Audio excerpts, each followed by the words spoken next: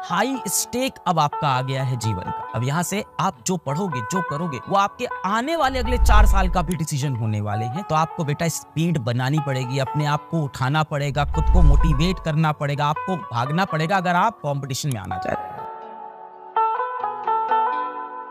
तो भैया आपके चाहे 75% हो, चाहे आपके 80% हो, चाहे आपके 85 हो या भले ही 95% हो। देखो कॉलोनी में बताने में, मोहल्ले में बताने में तो अलग बात होती है कि 90% आए हैं कि नहीं आए हैं, पर इन सभी परसेंटेज पे आपको साइंस तो मिल ही जाता है। भाई 80% पे भी साइंस मिल जाएगा, 95% पे भी साइंस मिल जाएगा। यहाँ पे आपको ये 80, 75, 90% ये नहीं है बेटा। यहाँ पे एक कॉम्पिटिटिव एग्जाम है जिसका एक कट ऑफ है, वो क्रॉस करना ही करना पड़ेगा। यहाँ आपको अगले साल चूज करना है कि भाई मेरे को IIT मिलेगा कि नहीं मिलेगा, तो कौन सा IIT मिलेगा, मेरा नीट में कट ऑफ क्रॉस होगा कि नहीं, क्रॉस होगा तो क्या मेरे को गवर्नमेंट कॉलेज मिल पाएगा कि नहीं मिल पाएगा। यहाँ बेटा ऐसा कोई क्राइटेरिया नहीं था, ये कोई कॉम्पिटिटिव एग्जाम नहीं था कि 90% लाने के बाद ये कॉलेज में चले जाएंगे। यहाँ पे आपके पास फ्यूचर प्लानिंग इतनी नहीं थी जितनी यहाँ पे आपके फ्यूचर के स्टेक्स हैं। इसको आप प्रेशर ऑफ फ्यूचर या आप स्टेक भी कह सकते हो कि बहुत हाई स्टेक अब आपका आ गया है जीवन का। अब यहाँ से आप जो पढ़ोगे, जो करोगे, वो आपके आने वाले अगले 4 साल का भी डिसीजन होने वाले हैं। चाहे 75 लाओ, चाहे 90 लाओ, पर यहाँ पे बेटा कट ऑफ क्रॉस करना हो। बेटा जब आप 9, 10 में थे ना, तो स्कूल का सिलेबस, कोचिंग का सिलेबस सेम रहता था। दोनों लोग बोर्ड्स के लिए पढ़ाते थे, दोनों लोग स्कूल की किताबों से पढ़ाते थे। बहुत से लोग ने ये चीज देखी होगी कि भाई स्कूल का सिलेबस कुछ और चल रहा है, स्कूल तो भाई पढ़ाएगा आपको बोर्ड के हिसाब से, स्कूल एग्जामिनेशन के हिसाब से, और कोचिंग का सिलेबस एकदम ही अलग चल रहा है। कोचिंग वाले आपको भैया रोज आपको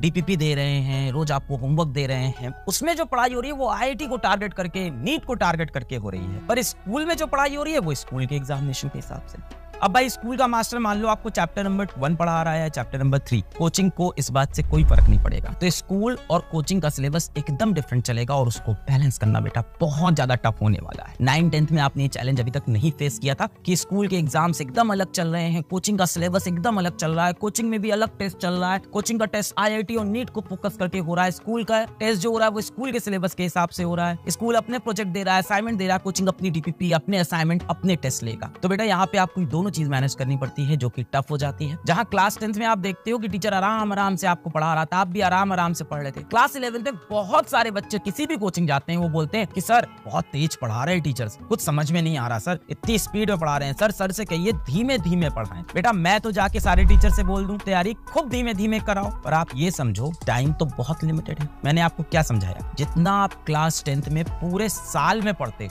पूरे साल में जितना आप क्लास 10th में पढ़ते हो, 25 से 30 दिन के अंदर उससे ज्यादा पढ़ाई करनी। उसके बाद बच्चे कंप्लेन करते हैं नहीं सर बहुत तेज पढ़ा रहे हैं, मेरे समझ में नहीं। बेटा टाइम ही कम है ना, हमारी भी मजबूरी है, टीचर की मजबूरी है, टाइम ही कम है और सिलेबस बहुत ज्यादा है। तो जो बच्चा सोच रहा है मैं धीमे धीमे आराम से पढ़ूंगा, इधर उधर से YouTube के 4 वीडियो देख लूंगा, मैं अपनी पेस पे पढ़ाई करूंगा, बेटा आप अपनी पेस पे करोगे, 6 महीने बाद आपके 2-2 चैप्टर होंगे। लास्ट में बेटा फिर आपका कवर नहीं हो पाएगा, फिर आपको लगेगा नहीं मैं 12th में कवर कर लूंगा। फिर मैं आपको क्या बता रहा हूँ, नीट में 11th का 45% वेटेज है और IIT के अंदर 11th का 48% वेटेज। तो ऐसे तो नहीं हो पाएगा। तो आपको बेटा स्पीड बनानी पड़ेगी, अपने आप को उठाना पड़ेगा, खुद को मोटिवेट करना पड़ेगा, आपको भागना पड़ेगा अगर आप कंपटीशन में आना चाहते हो। नहीं आना चाहते हो, बोर्ड की तैयारी करना चाहते हो, बेटा वो भी आपकी मर्जी, वो भी बहुत अच्छा है, बट अगर आप कंप्लेन करते हो तो बेटा वो मजबूरी है। जितनी पढ़ाई 10th में साल भर की, उतनी पढ़ाई यहाँ पे आपको 1 महीने के अंदर करनी है। तो आपको बेटा अपने हिसाब से भी स्पीड पकड़नी पड़ेगी। वाई? बिकॉज टाइम लिमिटेड है और सिलेबस बहुत वास्ट है, सिलेबस बहुत ज्यादा वास्ट है। तो बेटा पढ़ाई तो करनी पड़ेगी, स्पीड में करनी पड़ेगी, इसका कोई आंसर नहीं है।